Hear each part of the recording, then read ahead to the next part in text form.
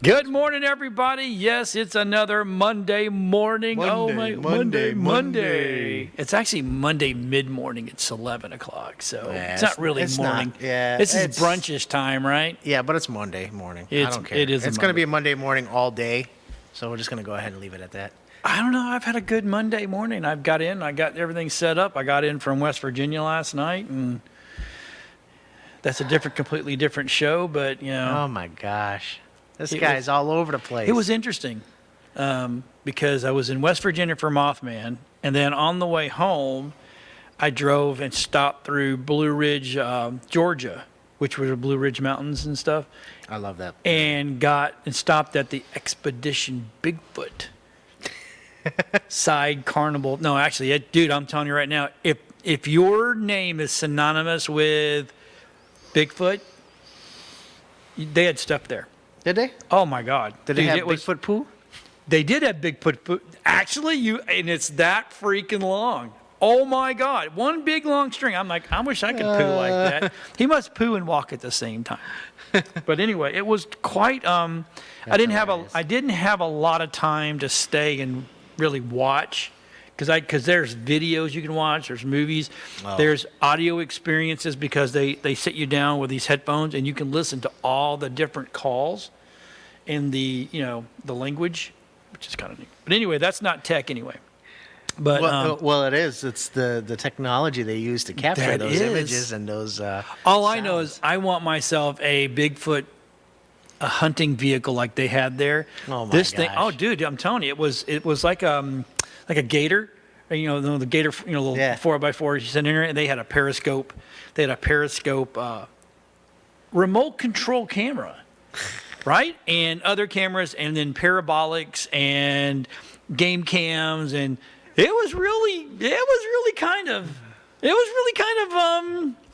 crazy. It was cool, dude. I'm like going, if I sell everything in the studio, I could probably buy a fleet. Yeah, right. And then just be the Bigfoot hunter dude that just drives all over America. Then you can grow your beard out and start looking like... Grow it out? Yeah, you don't like it? No, grow it out farther, I had like Duck Dynasty. Well, remember it was down here a long time ago, and people are like, I really miss your beard. I'm Next thing is, it's going to be Bigfoot Dynasty. Bigfoot Dynasty. So let's get into... What, did you tech this weekend at all? You know what? I'm trying to remember what I did this weekend. Well, you didn't cook anything, because that would have been on Facebook. No, I didn't cook. I worked on some cars, got some brake jobs done and stuff, went to church, didn't really do... You went to church? Went to church. I actually watched church. You watched church? I did, because my church streams, and so Mr. State Troopers, don't send me tickets, but I had it going so I could listen to it. He had it going so he could hear it. I didn't get to watch it, but I got to hear it. Yes. Matter of fact, that's how I travel. Oh, okay. So I have either Netflix or Amazon or something like that going, and because a lot of the stuff I don't watch it, I listen to it. It's for educational purposes only. Well, I mean, what's the difference between listening to that and a podcast? Well, it's not. But you come up with great ideas for shows by listening to this great stuff. See, that's how I do it. See, yeah.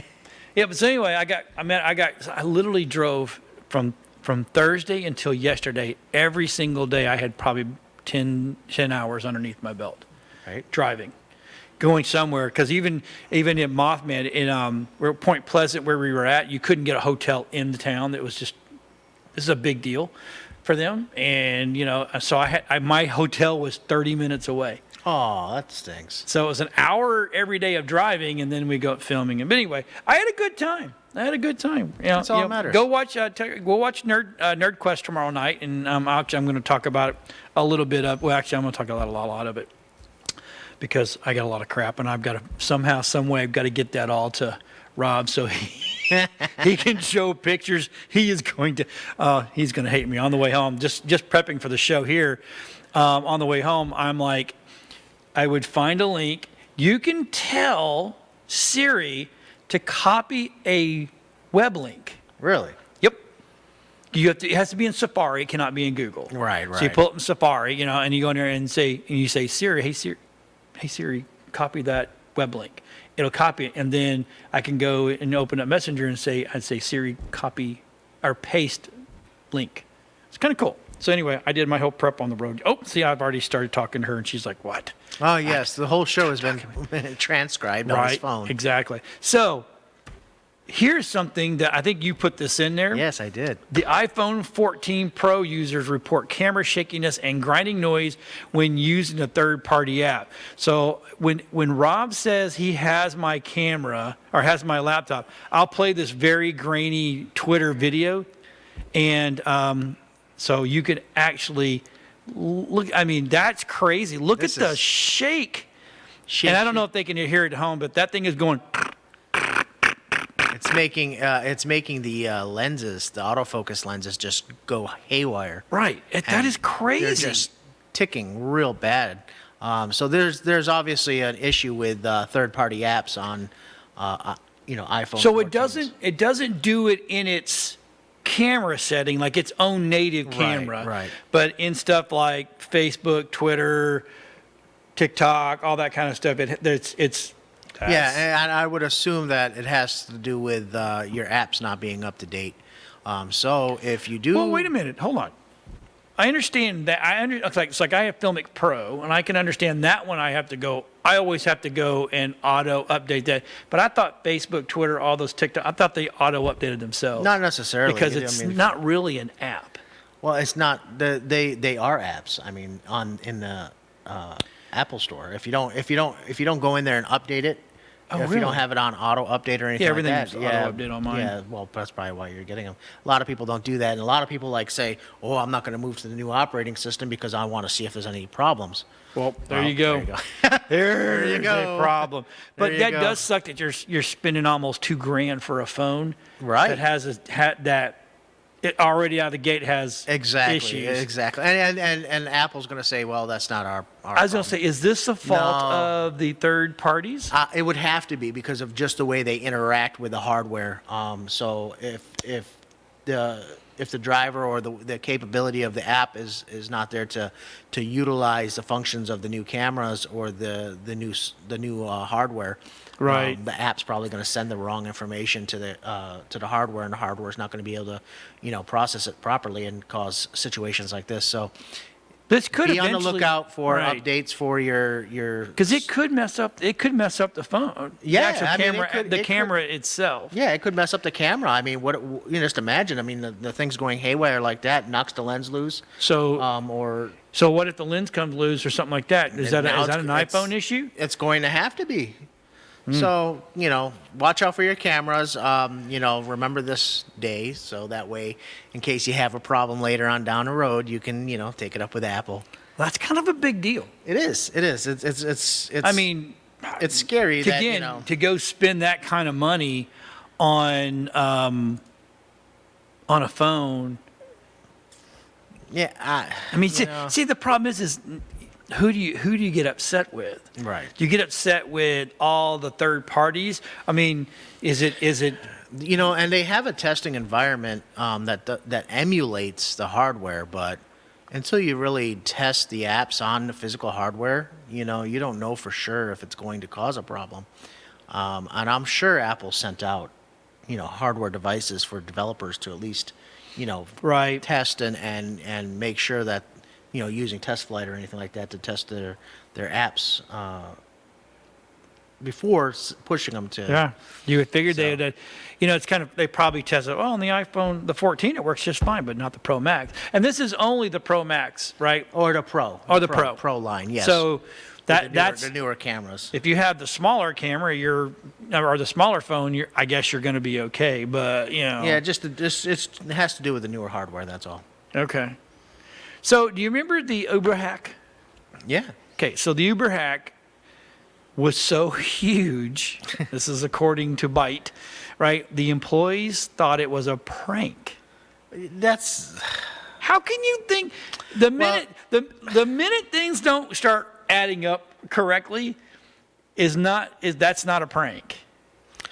Well, it's. You know what it is a lot of times these big corporations like this will email their employees and try to get them to fall for phishing emails. All right, and see if they're going to click on stuff. Yeah, seeing if they're going to click on stuff. So A lot of times they just don't know whether or not something's real or not, because to them, and maybe it was just like so broad and not, so meticulous like you would normally expect. Right. And it's such a broad situation happening that, they could have taken it as a, maybe the company's just testing us to see if, we're going to figure it out.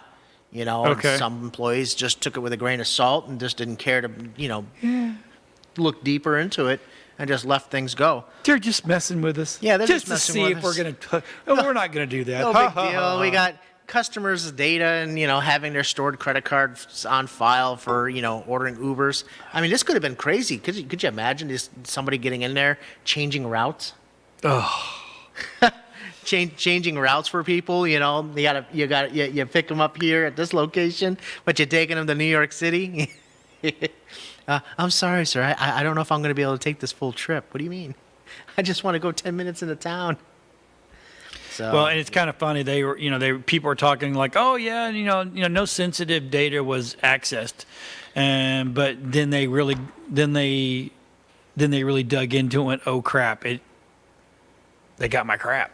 Yeah, and this is they're only going to release so much information. They're not going to yes, we were we had a data breach, but no, your personal stuff is safe. That's pretty much everybody. Is it safe? Everybody says the same thing. Is it safe, man?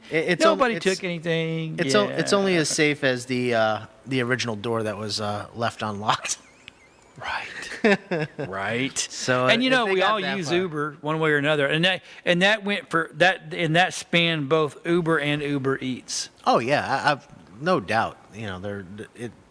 All that information was available to them, and let's just hope that they can fix the leak and get everything squared up. And please. And nothing. Please. Don't let my stuff out. No, nobody has anything drastically hijacked in that. Oh my God. Yeah. So I don't know. I just think it's kind of funny that even internally, so this, so normally we don't get into the business world, but. Well, we are in the but business tech world. I find that, and sometimes I hate this software, Business Insider. Wait while we block the article Right, so you can't read it. So basically what they're saying is a lot of jobs out there lately have been posting ghost jobs. Fictitious listings for job positions, and I guess allowing people to apply for it, and with no intention of hiring you.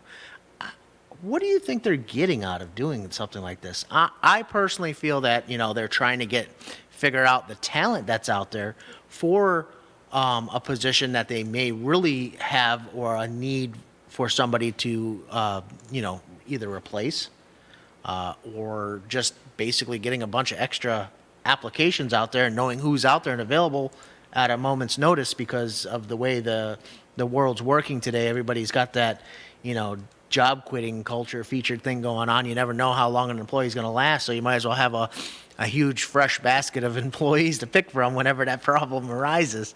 So put out a fake job listing, get a rash of people in there, and maybe you got some resumes to pick from at a later time. Right. Well, that's what I was going to say. They're farming. Farming? They're farming. Fishing. Going, hey, Going guppy we fishing. got a great place to work. Yeah. But do they? If they're doing that, they don't. True, because, obviously they're worried about employee turnover that's already possibly happening. Well, it's gotten to the point, so I'm looking at it from both sides, right? It's gotten to the point where people don't want to go back to the office, which fine. If you don't want to work in the office, then go find another job. Mm-hmm. But it's gotten so weird that if you don't look, I'm all about everybody being happy at work. The more it's got a bit of symbiotic, but I think it's gone too far the other way now, to a point where, you can't even go in and go, hey, what are you working on? Right. Without an offensive. He harassed me. Oh, he harassed me because he asked me what I was working on. I'm suing the company and I'm leaving. Oh my God. I want $500,000 by tomorrow. I think if every one of us in this studio, you included, and Rob back there, if I would be a horrible employee. I'm just saying, I would be. I'd be like, I would be horrible because I'd be like, I don't want to sit around and do nothing. I don't want to quietly do just if I've got time, if I'm working and I'm at a point where I can go help someone do their job or help the company, because the better the company does, this is where I think it's gotten lost. The better the company does, the better they're going to take care of their employees. Oh, yes. Especially if the employees are willing to take up the company culture and build on it. Right. So it's one of those things where I have to sit back and go, it's not my fault that you dove into a job that you didn't understand that you had to work. Right. Or that you don't enjoy the Why type would of you? work Yeah. that Why would you? Well, here's what happens. Everybody goes to college, right? I went to college, right? And everybody's thinking that, I want that art history major. Well, and then all of a sudden, art history major does. Let me give you a better example. Everybody jumps into the video making world, right? Thinking, I'm going to be a filmmaker, I'm going to be this, and I'm going to be that. And then when they get out, what do they have to do? They have to go wait tables because this industry is so saturated, right? Same thing with IT there for a while. Yeah. I'm going to be a computer guy, right? The next thing you know, there's 2 million IT guys, and there's not enough work to go around. It's just really understand what you want to do for a living before you just go jump into a job. I'm just saying, and then you get mad because you're not being treated well. Because if I got someone sitting there that's going to doing their job, right? I mean, really doing their job. I'm going to do my best as an owner of a company to make sure they get taken care of. But if I get someone that doesn't show up on time, comes in and moves like a sloth because that's their job, or they're not going to do more than that. That's their motivation. To me, man, I'd be like, see ya. Yeah, you're gone. But today, I listened to a couple of. I listened to Sirius XM, and then I hear these commercials, and it's the one. It was Bambi. You Bambi, let us be your HR. And then one of the things is like, well, the person never shows up on time, and blah, blah, blah, and he's not productive. You fire his ass. Yeah.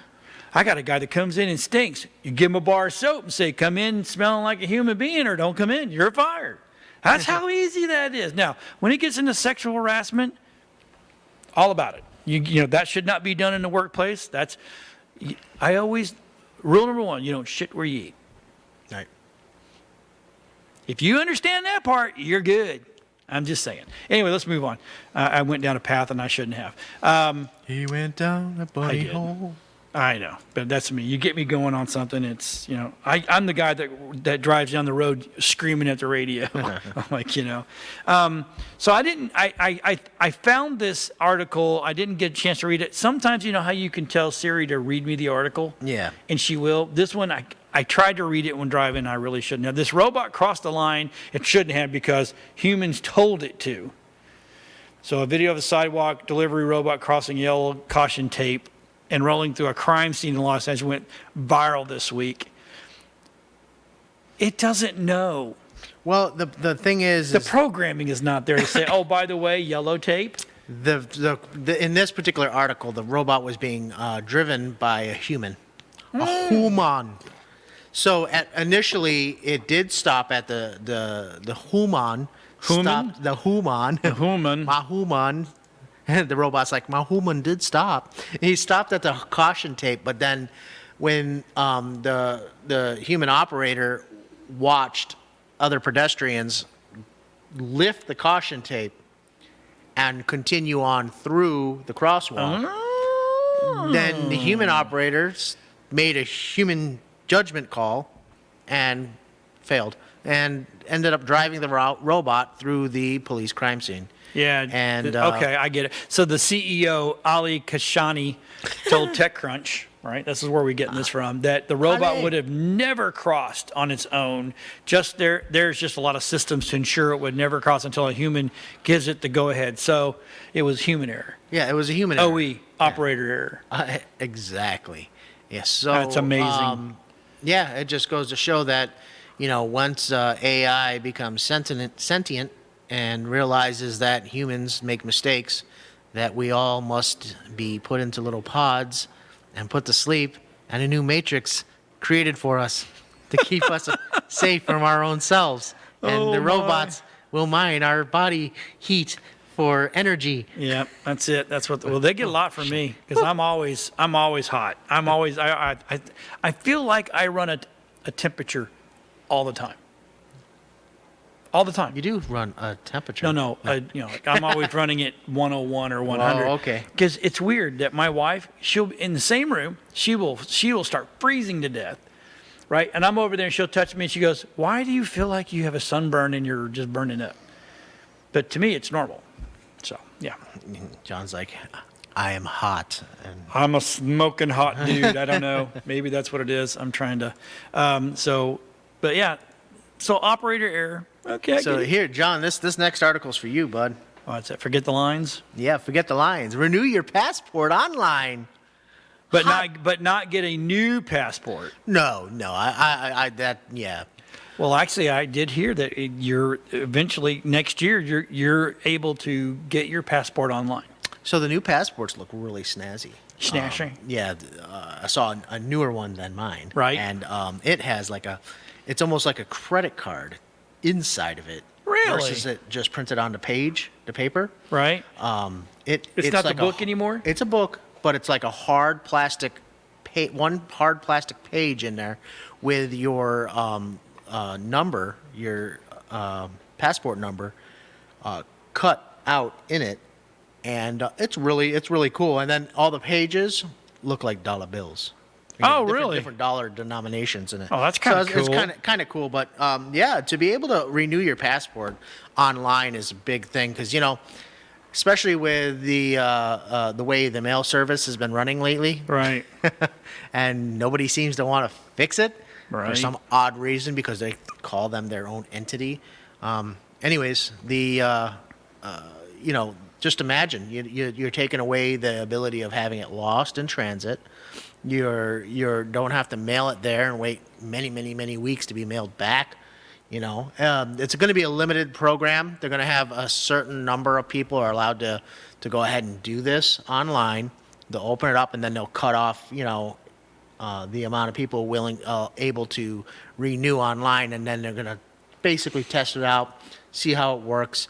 This is only for renewals, which is cool. I mean, that's just one of the most frustrating things is when you realize that you're trying to go on a vacation, you have less than 6 months. Yep. You have less than 6 months left on your passport, Yep. and you're like, wow, I have to hurry up and renew it. When do you have time to leave work to get over there to get your application, get it all ready, and get it all mailed in, writing your checks? That just doesn't make any sense. If it's already been issued. They have you in the system, and the address and everything, shipping address and everything's going to be the same. I don't see what the big deal is about going ahead and renewing it online and just make life a lot easier. Right. So yes, great. It's not like they already have a database of everybody that has a passport, us American citizens that anybody can go ahead and You can start gain access to at any time. You can start the process online. Right. I just never have done it online. I've just always gone down to the tax collector. Let's go do. You got to go file. You got to go fill out your DS-11, and then you got to do your Social Security card. Blah blah blah, and then you have to have an ID. You got a photo ID. Wow, that's crazy. That's a lot. But I got to do it anyway because we're going somewhere, and I think we need a passport. So, but now they said it's only taken like 2 months to get it, which is not bad. Yeah. Yeah, they have all those people having to sew your passports together by Right. hand. That's why it takes so long. Dude, I remember back in was it 04? Yeah, 04. I got mine done, and I paid, because back then you could pay Yeah. the expedite. I got mine in 2 weeks. I paid expedite, and it still took more than 2 weeks. Yeah. Well, I'm a little bit older than you are, so it's back in the old days. Well, yeah, it's got more history to dig up on you. Yeah. Oh, my God. Leave me alone. So this one right here, I found this. I actually watched the news article, the news on this right here. Why NASA blew up a space habitat in Texas. By the way, NASA had to use a giant solar-powered blow dryer to fill this thing. Look at that thing, man. It kind of looks like a big old ball of yarn. But what happens is it goes up. Yeah, here it goes. And they wanted to see What the heck? Well, they wanted to see what happens when you overfill them, right? They needed to find the burst pressure. Oh, okay. So, and the only way to do that is you just got to kind of blow it up. All right. That Right? looks fun. Right? Dude, could you imagine a shockwave that came out of that thing? Yep. What? So these are being made for low Earth orbit dwellings. It's called the Really? life habitat. Yep. Oh, so basically what these are going to be little hotels up in the stratosphere. Ah, there you go. There you go. Just to see how much it's really going to take. Yep. You know what? I know exactly what's going to happen, folks. We are now going to have space tourism, and you're going to get a hotel in space. They're going to suck you into a balloon and float you around so you can enjoy weightlessness. And Well, so Sierra Space is working with Blue Origin, right? And they're developing a commercial space station. oh, okay. So This supposedly now their ultimate goal is to replace the International Space Station. with well, these. yeah. Okay, so with a whole bunch of little pods that blow up. That sounds cool and everything. My only issue is, do they not realize that there's first off a bunch of space junk floating around, Yep.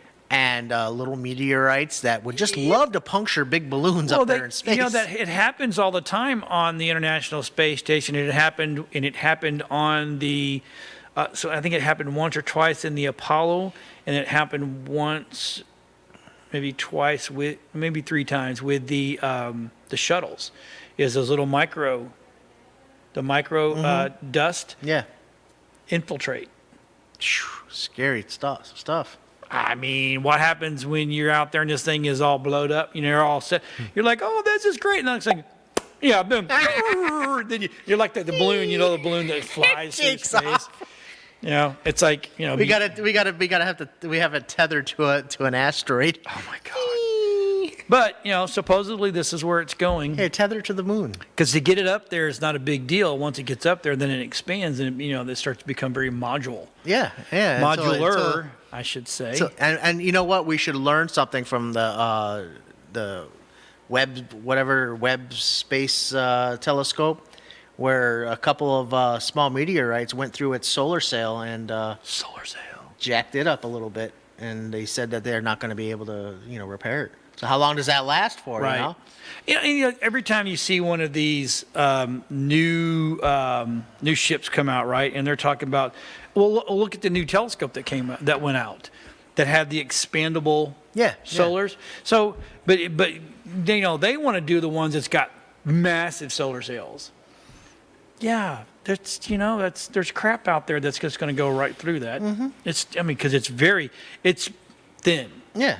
You would be amazed. I can't believe if you go look at it's like foil. Yeah, they're like, oh yes, it's this new spider web is stronger than platinum or steel or something, and it can withstand thousands and thousands of pounds of weight if it was 1 inch thick. Right. This stuff is like this thin. Yeah. Like paper. And it still tears the same way. Right.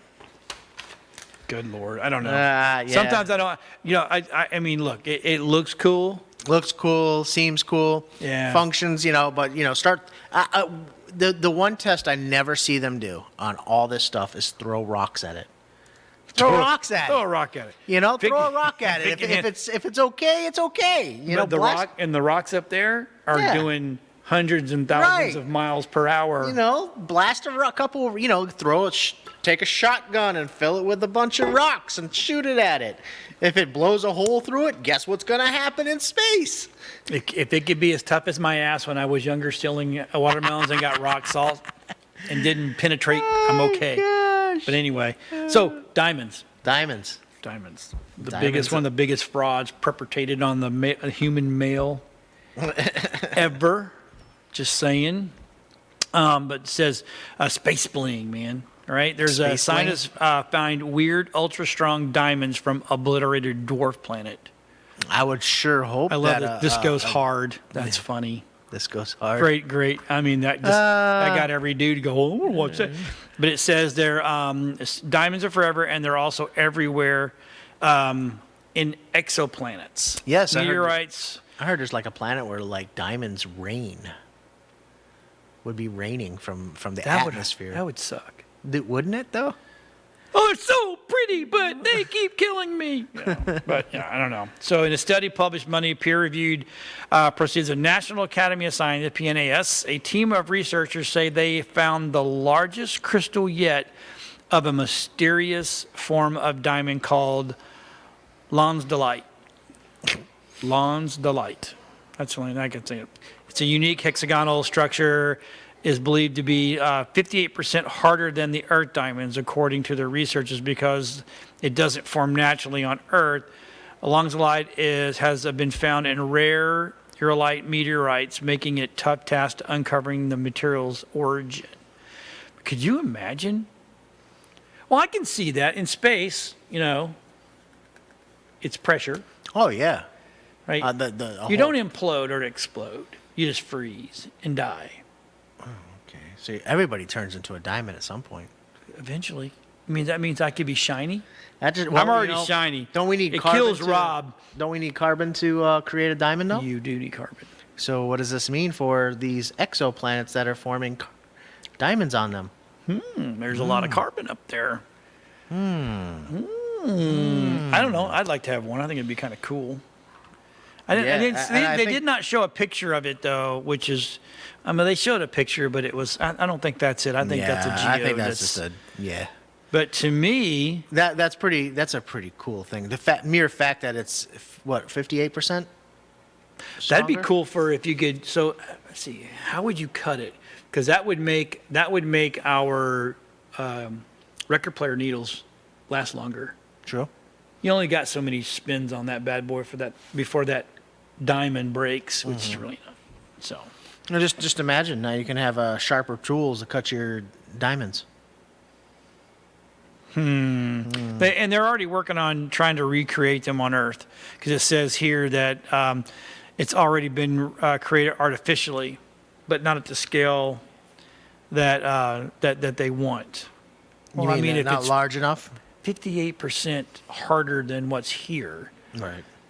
That just means you got to really have something that can do some serious pressure to make them.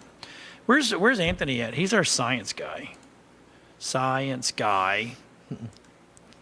Anthony, the science guy. Here we love Byte today. The Byte. We're getting all of these from Byte and Verge. Scientists have bad news about all these energy efficient LEDs. The trend is widely increasing the risk of harmful effect to our ecosystem. Well, the effect they're talking about is the blue light that's emitted from them, especially with everybody wanting to use the daylight color. So about 10 years ago, maybe about 10 years ago, I did a video for a company out of Taiwan. And the company's name was Dr. Light. Dr. Lite. Okay. And it was making a light with no blue light. Really? But based like a fluorescent. See, fluorescents are horrible because they give out, believe it or not, fluorescent lights gives out more blue light than you would think, right? And it was kind of funny that the old just normal, old plug-in bulbs, Yeah. they didn't get blue light out. It was a warmer light. But because they burn they just burn up a lot of electricity, and you Right. couldn't make them where they would really last a long time. Fluorescence. Let's get everybody. That's when they mandated fluorescence, and they stopped selling the old incandescent bulbs. Well, fluorescent lights give off a ton of blue light. So this company out of Taiwan was making a light, and there was a light that came out called the Ott light, and it was a fluorescent, but it was more white light than it was blue. But the blue was still in this, but the doctor light had came out, and the white papers were showing about how it sped up, like normal fluorescence, speed up macular degenerative disease. That's what the blue light does to us. It makes our eyes bad. And then all of a sudden they went to LED, which is a ton of blue light. Yep. And not because, okay, so temperature and blue light are two different things. So the temperature, whether you go to 5,000 or 2,800, warm versus blue, but LED naturally has a blue light to it. No matter what the temperature you have on, it's blue light. And they're saying that some of that blue light also affects humans' production of melanin. Serotonin. And melanin. And melatonin, too. yep. So to me, we like LEDs in the studio, but we have to run them on the warm side, not on the cool side, because cool side has a tendency to really jack up your color. Oh, okay. So, and then to me personally, I love quartz. And it's hot as hell, but I'm telling you, that is just clean light. But we are always putting gels and all that kind of stuff. The problem with fluorescence and the LEDs is the blink rate and the temperatures don't always match. Right. You can put two 3,500 temperature LEDs, and I can get two different white balances on the camera. Right. So to me, it's good, but it's not great. But yeah. So anyway, And people don't really understand too that even LEDs flicker, especially when Yes, they do. When the camera's looking at it. Absolutely, they do, and it's like a 50 something hertz, 50 something. I think it's 50 hertz. That it's so when you buy them, when we buy them for studios, they're made for television. Right. So they're at a blink rate that doesn't allow the cameras to see it because of the refresh. But the problem with that is you get into 4K and 8K, and 2.5K. Well, now every light. Now every light's It's a problem. So it's and it's funny too. Like I don't know if you know that like some garage door openers don't want you to put LEDs in it because it interferes with the RF signal from correct. the garage door opener. Yep. So like if your garage door, for instance, you notice your garage door opener either not responding anymore, or you have to get right up close on it before it'll work, and you've just recently changed your bulbs and your light in your garage door opener, that's usually indicates that you've put in a bulb that's not compatible with the signal from your RF transmitter. So change it back to something different. And depending on what type of LEDs you're putting in, they don't save power. No.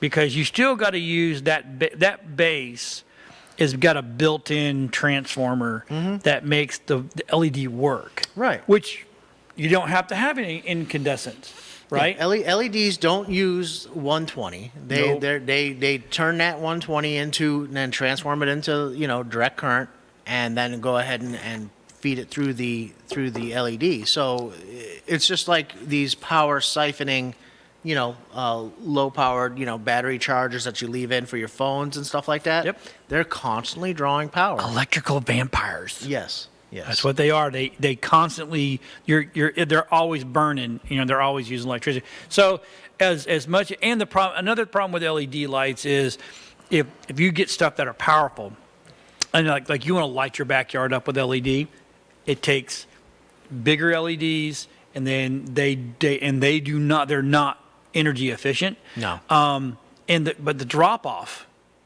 is like right now, normally we have LED lights in here, and there's about 5 of them. Now we have our 3 banks of fluorescents, and the colors, if you'll notice, the color is completely different. Yeah. Compared to what our LEDs, because we didn't have to trick. When you have LED, you got to trick it. You got to trick the light, so you trick the cameras. It looks more natural, the light. It does, and it's not bad. So anyway. Yeah, this one I put in. Well, EVG? EVGA. Let's talk about it. EVGA basically has just called it quits with NVIDIA and is no longer manufacturing video cards. They will continue, however, to sell out of what their remaining stock is, but as of from this point on, they've stopped producing video cards. And why? Why? Well, this is crazy, and this is the same thing you'll see with that happens with Microsoft and a lot of other companies that, require they have vendors that are out there that produce what they make. Okay. And then resell and rebrand it. Right. So that's the way NVIDIA. Everybody got to make a little money. Right. Well, they have distribution channels. So NVIDIA makes graphics cards, okay, or right. the chipsets. Well, NVIDIA decides that they're going to make their own video cards that are branded NVIDIA. Okay. And then they have their other partners that are allowed to create their own video card and using that same NVIDIA chipset, but they put different capacitors on it, different transistors, add different fans, make it smaller, make it larger, do other things to it, and then they give their own warranty for it. Oh. Okay, so they're supposed to be buying the bulk chips at a discounted rate from NVIDIA, then they build the video card and then market and resell it as their branded card. And EVGA, I will say that, they had some of the best warranties. I remember back in the day, their stuff was like lifetime at one point. And yeah. you would just, run the serial number, call them up, they'd give you a new card. Very simple. Then they went to 3-year, but the same thing. They had great customer service, great everything. They weren't a bad partner for NVIDIA. But the problem is NVIDIA was not giving EVGA enough lead time when they announced their new products coming out.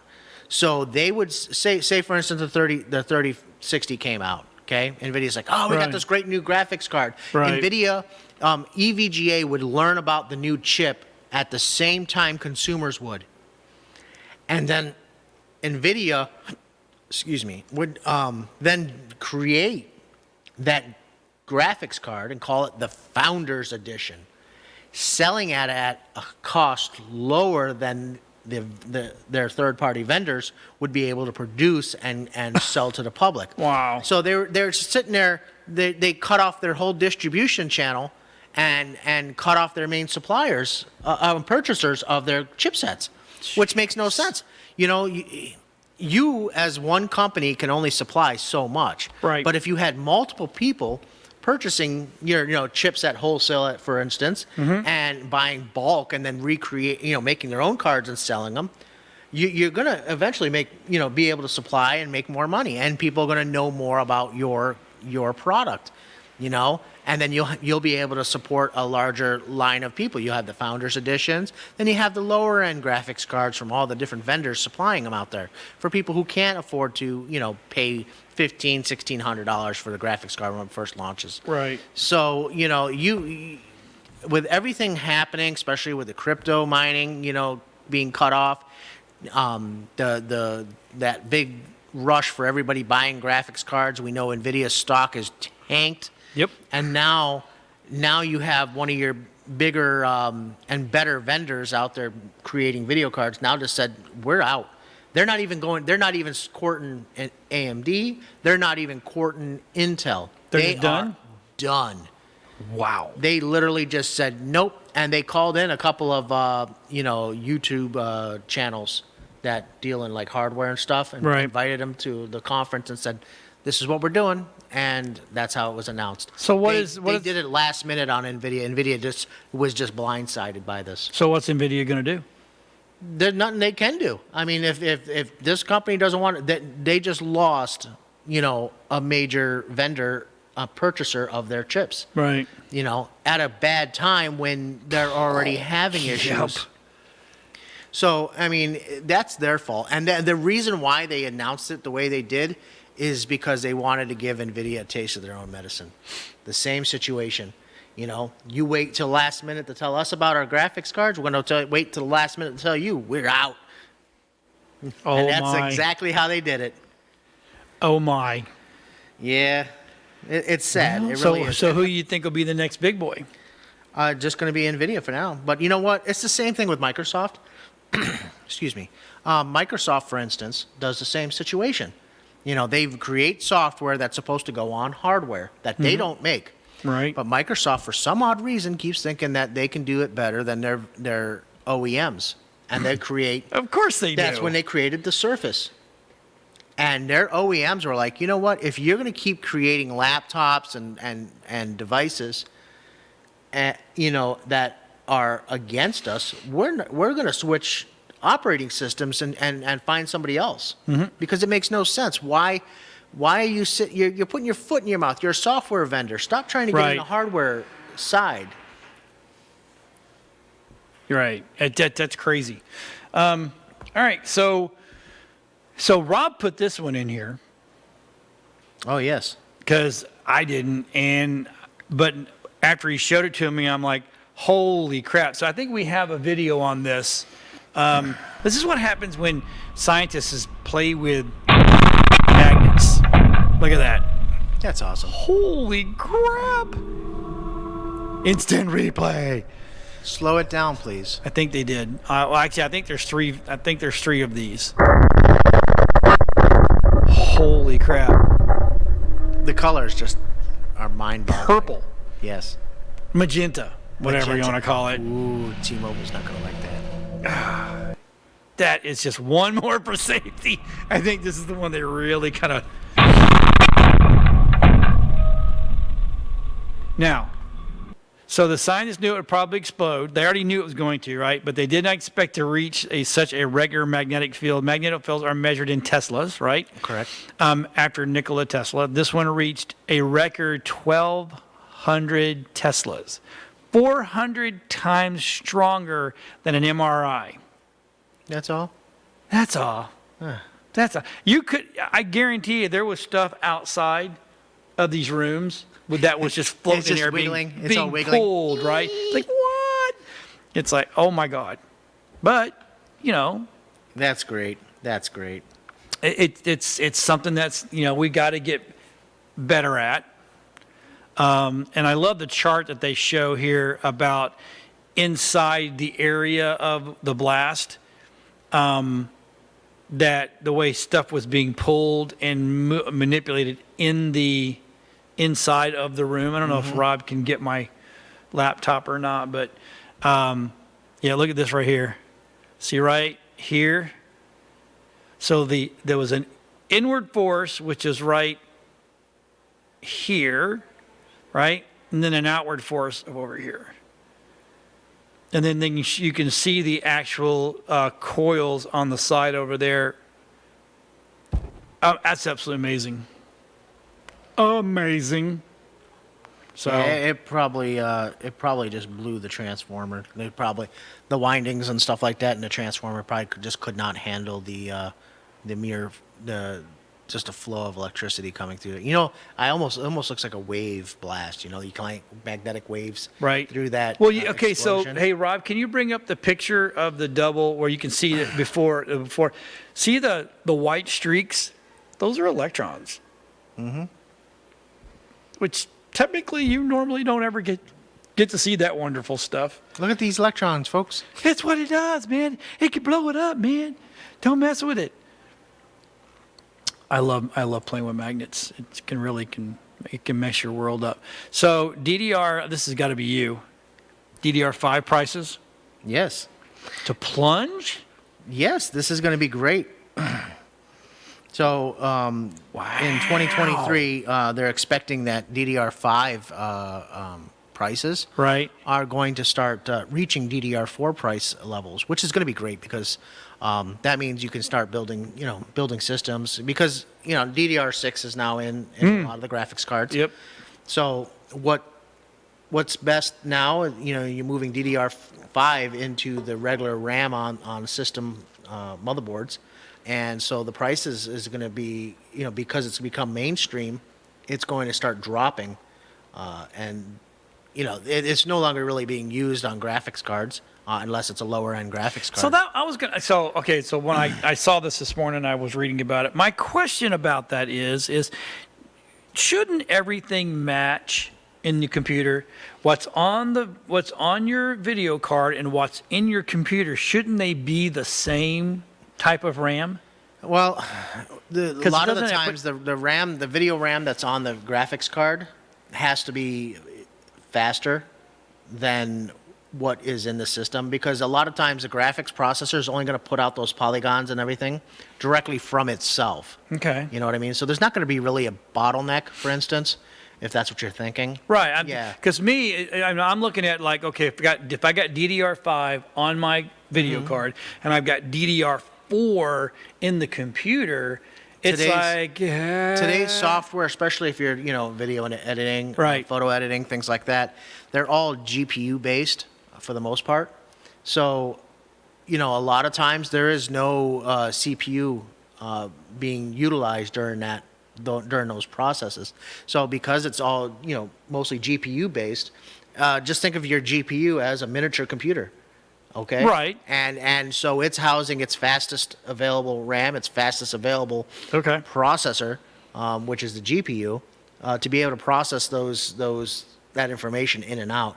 And then the CPU, if needed, would only be for transferring those files, across itself to your storage device or something like that. Now, what if you have DDR5 in your computer and DDR4 on your same situation. If you're running a GPU based software, for instance, you're only going to be you're just going to slow down your processing. There's not going to be really a large bottleneck. Okay. In the physical main system of your computer and stuff. See, I've always wondered that. I'm like, can I've always been on the understanding that they're kind of supposed to match. Yeah, I mean, if you're putting RAM in your computer, you want to keep it, the same timing, for instance. So if you're matching up, say for instance you bought 2600 RAM and then you wanted to upgrade, to another 16 gigs of RAM in your computer, you don't go out and buy 3200 speed and put it in there. Because you're mismatching and your bottleneck, your rest of your RAM's only going to drop down to the speed of the 2600, for instance. Oh, okay. So it doesn't make sense to mismatch RAM speeds because you're not. If you say you wanted your timing to be 3200, then go replace all of it with 3200, because that there you're going to create a bottleneck. But in the graphics card side, no. Everything's going to be driven. Like I said, most software that would require the graphics card is going to utilize just that RAM and just that GPU graphics processor for its coding and whatever it's going to do, and spit out its information right there. Got it. Well, that makes sense. All right. Well, see, that's why I ask these questions, because sometimes I don't know. Now, Rob, in his infinite wisdom, because we only have 3 minutes left, he put one little extra article in there. The Myers Manx is coming back in 2024 and has a hot electric dune buggy. That's cool. Look at that. That is cool looking, isn't it? Yeah. Like, holy crap. I don't understand. I mean, we are just limited by the battery technology today. That is all we have a problem with. There is no reason at all why none of our cars or any of our devices, anything that we use for transportation, moving stuff, things like that, can't be electric. So how about this? Okay, so we talked about the story where the magnets blew up, right? Right. Why can't they get a system built where it's run on magnets? it produces electricity. True. I mean, we talking about perpetual energy? I'm just saying, if you can get a magnets Yeah. that produce enough energy to run an electric motor, once that system has started turning it, it'll run independent. It doesn't need fuel. It doesn't need air. It just needs It would never make enough energy to compensate. 1,200 Teslas. Well, yeah, I mean, You're telling me 1,200 but just Teslas wouldn't be enough? It would, but that was being generated by electricity, which was requiring an input. It probably took more think power going into that than that thing Probably. generated. But wouldn't that be good? No, Perpetual I mean, energy. I mean, That's the same thing like Elon Musk was talking about, fusion, the holy grail of electricity, fusion power. But look at the amount of energy it takes just to fire up one of those machines. True. And then they've not been able to stabilize it. So it sounds all great and stuff, but he's like, we can get, better usage out of solar and wind power. We don't have to put a lot of money into it just to get, some electricity out, So the power that those machines are going to generate are going to be very expensive. But yes, battery technology, that's all we need. More electric vehicles. I'd like to have one, but I'd like to better drive it for more than 45 minutes or maybe an hour and a half. Yeah. 150 miles on the cheap one. The expensive one, the 40 kilowatts cable up to 300 miles. But, then you got to sit and let it charge for 2 days. Exactly. Anyway, thanks for watching, everybody. Thanks for we watching. appreciate it. Do you have any questions? We hope you found something enlightening that we've talked about. So everybody have a great day. Have a techie week. And if you have any information or you have anything you want us to look at, take a look at, email us. We'll see you guys next week. Bye-bye. Bye.